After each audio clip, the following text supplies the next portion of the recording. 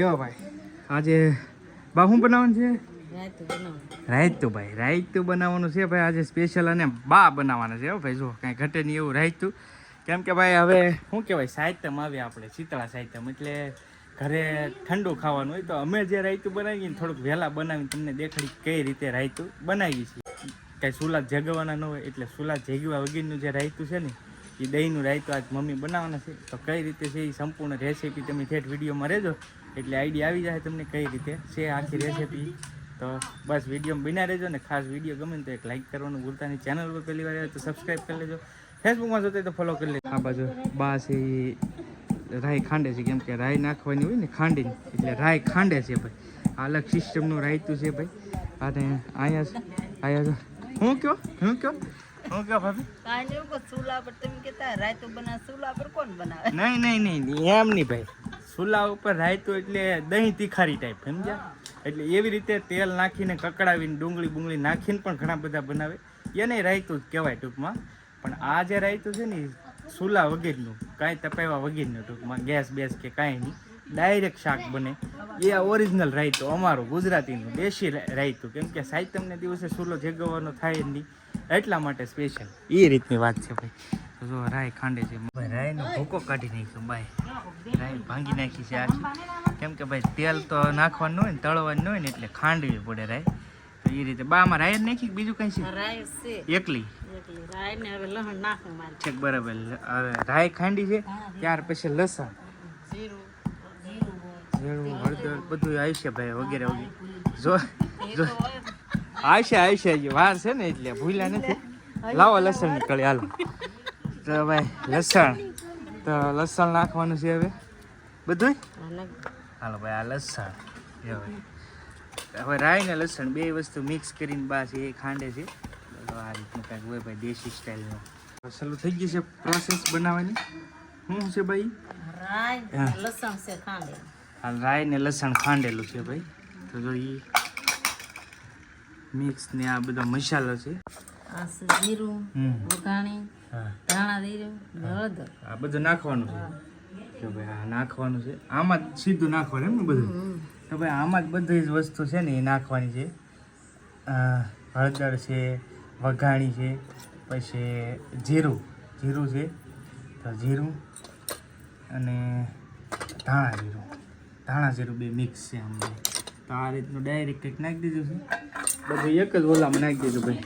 અને આ બહુ ઇઝી છે ટૂંકમાં, સાદો ને સિમ્પલ સિસ્ટમ. હા મરચું. જો ભાઈ હવે મરચું તીખું સ્વાદ પ્રમાણે જમી જેવું ખાતા હોય ને એવું મરચું નાખવાનું ભાઈ. તો જો એ રીતે સ્વાદ અનુસાર મરચું નાખી દીધું છે ભાઈ.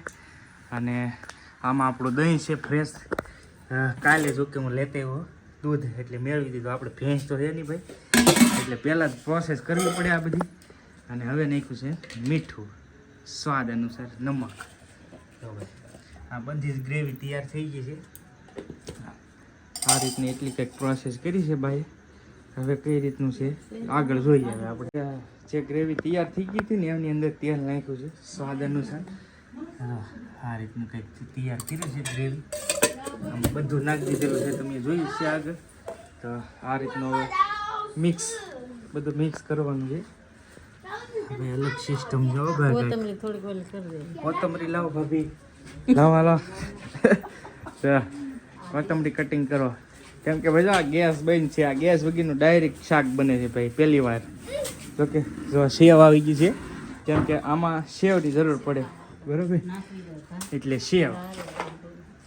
ને આ બાજુ જો ભાભી છે એ કોથમરી હિરકી કરે છે, અને બા છે એ રાયતુની પ્રોસેસ કરે. બાઈ હું નાખી દીધું કેતો પાછા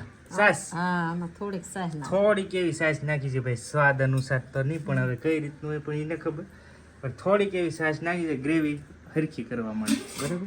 તો જો આ જેટલી ગ્રેવી તૈયાર કરીને ડાયરેક્ટ આપણે દહીંને ઓલું છે ને એમાં નાખી દીધું છે. દહીંમાં સીધો જેટલો મસાલો તૈયાર કર્યો હતો ને એ બધો જ નાખી દીધો છે આપણે. હવે થોડીક સાઈઝ છે તો એ પ્રમાણે આમાં સાઈઝ સેજ અમથી નાખવાની. સાઈઝ તો બને ત્યાં સુધી ઓછી પણ આ રીતનું છે ભાઈ. અને ત્યાર પછી કોથમરી એડ કરી દીધી છે. બસ થોડીક રાખજો.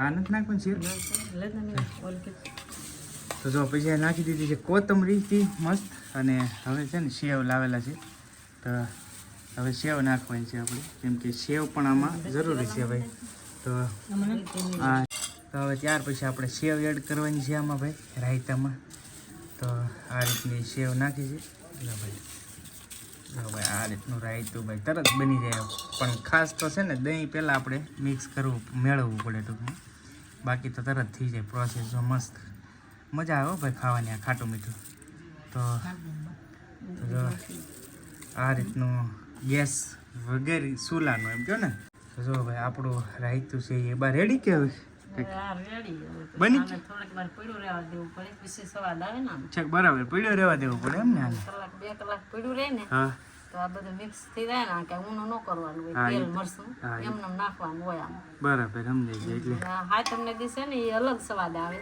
અને આજે અલગ આવે છે તે દિવસે સીતાળીમાં વાર હોય એટલે વધારે સ્વાદ આવે એ વાત સાચી આ અલગ છે ને હાય તમને દિવસ જે બને એ અલગ હોય પણ હવે આ રાઈતો આપણું છે ને આમ કહો તો તૈયાર જ થઈ ગયું છે પણ આને થોડીક વાર પડ્યું રહેવા દેવું પડશે પછી જ તે બધું ટેસ્ટ આવશે કમ્પ્લીટ તો જો એ રીતનું છે ભાઈ તો આવી રીતનું કંઈક રાયતું તૈયાર થઈ ગયું ફાઇનલી આપણું દહીં રાયતું તૈયાર થઈ ગયું છે એકદમ ગુજરાતી કાઠિયાવાડી દેશી સ્ટાઇલમાં ભાઈ થઈ ગયું છે તૈયાર કમ્પ્લીટ જો ભાઈ અમે મૂકી દીધું છે કમ્પ્લીટ તો આ છે ને ખાસ બહુ તરત બની જાય ઇઝી છે વસ્તુ તમે પ્રોસેસ તો આખી જોઈ જશે કઈ રીતની બની છે એમ પણ ખાસ છે ને ચૂલા વગેરેનું ભાઈ એ રીતનું છે ચૂલા વગેરેનું કહેવાય આને કેમ કે ગરમ તો કાંઈ કોઈ વસ્તુ કરવાની હોય નહીં હા તેમને દિવસે તો આવી રીતનું કંઈક રાયતું અમે બનાવીએ છીએ કમ્પ્લીટ થઈ ગયું છે રેડી અને અહીંયા બા ને મારા ગઢામાં જંપુ ગઢામાં હવાઈ કરે છે હું કહો છો ગઢામાં રેડી મજા તો વાંધો નહીં જો ભાઈ ગઢામાં ને બા છે ને એ મસ્ત મસ્ત સત્સંગ કરશે કેમ કે હા એ વાત સાચી જ ભાઈ રાયતું બનાવીને કમ્પ્લીટ કરી નાખ્યું અને હવે સત્સંગ કરશે બે એવું છે તો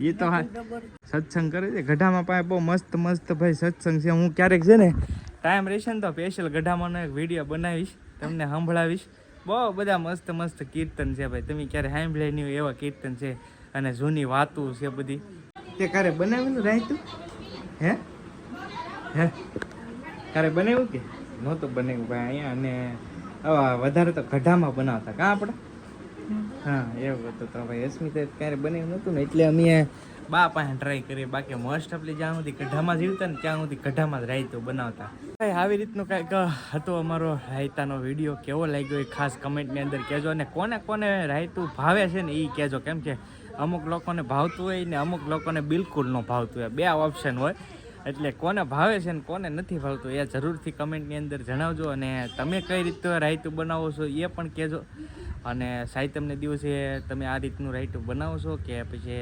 સાહિત્યમને દિવસે જો કે આપણે ટાઢું જ ખાવાનું હોય મોસ્ટ ઓફલી એ તો વિડીયો તમને આગળ આવી જાય એટલે ખ્યાલ આવી જાય કઈ રીતની છે સાહિત્યમ અમારી તો આ રીતનું હતું પણ ખાસ આ રાયતા વિશે થોડુંક તમે કમેન્ટમાં કહેજો કે કેવું લાગ્યું છે અને તમને ભાવે કે નથી ભાવતું એમ તો બસ હવે આજનો વિડીયો અહીંયા પૂરો કરીએ વિડીયો ગમે તો એક લાઇક કરવાનું ભૂલતા નહીં ચેનલ ઉપર પહેલી વાર આવે તો સબસ્ક્રાઈબનું જે બટન છે ને એને દબાવજો એ લગભગ વ્હાઇટ હશે ને તો બ્લેક થઈ જાય અને સ્ટાર ઉડશે સબસ્ક્રાઈબનું બટન દબાવીશું ને એટલે સ્ટાર ઉડશે એટલે સબસ્ક્રાઈબ થઈ ગયું ઘણીવાર ઘણા બધા કહેતા હોય કે અમે તમે તમારો દર વિડીયો સબસ્ક્રાઈબ કરીએ તો દર વિડીયો નથી કરવાનો એક જ વિડીયોમાં સબસ્ક્રાઈબ કદાચ વ્હાઇટ કલરનું છે અને દબાવશો એટલે સ્ટાર ઉડી જાય એટલે એ સબસ્ક્રાઈબ થઈ જાય તો એ રીતે હોય બાકી કાંઈ દર વખતે ન હોય દર વખતે તો લાઇક કરવાની હોય બાકી કાંઈ હોય નહીં તો ચાલો મળીએ નવા બ્લોગ સાથે ત્યાં સુધી બધાને જય માતાજી રામ રામ આવજો મહાદેવ હર બાય બાય